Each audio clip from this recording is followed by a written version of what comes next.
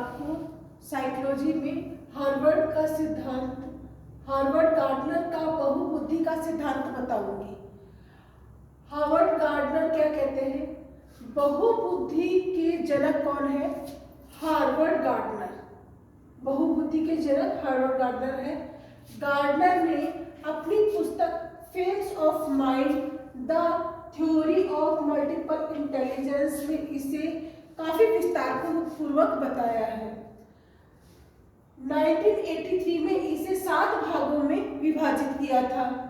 1998 में इसे 8 भागों में विभाजित किया। यहाँ पर हार्वर्ड गार्डनर की बात हो रही है। ये इन्होंने क्या किया था? बहुबुद्धि का सिद्धांत दिया था। बहुबुद्धि के सिद्धांत में इन्होंने क्या कहा? इन्होंने बताया कि बुद्धि जो है अलग अलग प्रकार की होती है। कुछ लोग भाषा में पारंगत होते हैं, कुछ लोग संगीत में पारंगत होते हैं, कुछ शारीरिक गतिविधियों में पारंगत होते हैं। इसी तरह से अलग अलग तरह से इनकी बुद्धि को डिवाइड कर दिया गया है। जैसे कि यहाँ पर मैंने किया है शारीरिक गति संवेदी बुद्धि। अब शारीरिक गति संवेदी बुद्धि में क्या है?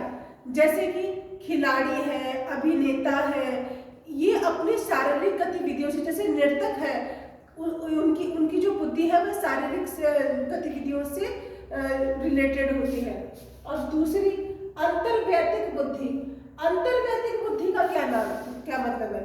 यह 2 या 2 से अधिक व्यक्ति जो आपस में एक दूसरे के संपर्क में आते हैं और इन दोनों का जो तालमेल बैठता है उसे अंतर्वैयक्तिक बुद्धि कहते हैं। ये मनोवैज्ञानिक भी होते हैं और सामाजिक कार्यकर्ता भी होते हैं, नेता भी होते हैं, जिन्हें अपने जो कार्य है इनको अपने से ज़्यादा जो व्यक्ति है, 2 या 2 से अधिक व्यक्ति है, ये आपस में एक दूसरे को कन्वेंस करके इनको दूसरे व्यक्तियों से मनवाना, अपने कार्य को करवाना आता है। अब अंतःव्यक्ति बुद्धि किसे कहते हैं? जो अपने आप में कार्य करते हैं, जो अपने आप में मगन होकर अपने कार्य को करते रहते हैं। जैसे कि दार्शनिक, डिजाइनर।